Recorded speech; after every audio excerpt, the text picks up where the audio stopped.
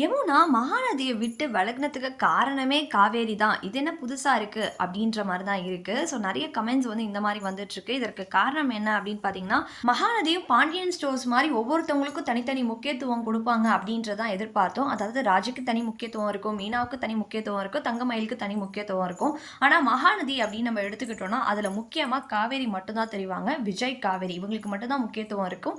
இதுல ஃபேன்ஸ் மீட்ல கூட வருத்தப்பட்டாங்க. இது மாரி மத்தவங்களுக்குலாம் முக்கியத்துவம் குடுக்குறதே கிடையாது. ஃபேன்ஸும் சப்போர்ட் பண்றதும் கிடையாதுன்றது. ஸோ அதுதான் வந்து இங்க நடந்திருக்கு அப்படின்றது நெறைய பேருடைய கமெண்ட்ஸா இருக்கு. யமுனாக்கு தொடர்ந்து ஒரு நெகட்டிவான கேரக்டர் தான் குடுக்கப்பட்டிருக்கு. 1 வருஷமா ஒரே கத தான். இவங்க வந்து நிவின வந்து சந்தேகப்படுற மாரி தான் போயிட்டுருக்கு. இவங்களுக்குள்ள ஒரு நல்ல ஒரு கேரக்டர் வந்து பில்ட் ஆகவே இல்ல. யமுனாக்கு வந்து ஒரு முக்கியத்துவம் அதாவது ஃபேன்ஸாவும் கிரியேட் ஆவல. இவங்களும் ரொம்ப ஸ்ட்ராங்காவும் தெரியல. ஓகே வில்லியா பண்ணாங்க. அதுலயும் இவங்க ஸ்ட்ராங்கா தெரிஞ்சாங்களான்னா, அதுவும் கிடையாது. ஸோ 2மே இவங்களுக்கு வந்து தொடர்ந்து இல்லவே இல்ல. இதனாலேயே வந்து போன டைம் பார்த்தீங்கன்னா, பாக்கியலட்சுமில ஜெனியா நடிச்சவங்களும் வந்து கங்கான்ற கேரக்டர் வந்து விட்டுட்டு போனாங்க.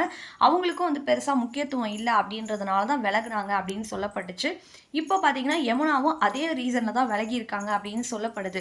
ஆனா, காவேரி தான் இதுக்கு முக்கிய காரணம். அதாவது மகாநதியில அந்த காவேரி கேரக்டர் அதுதான் காரணம் அப்படின்னு சொல்லப்படுது.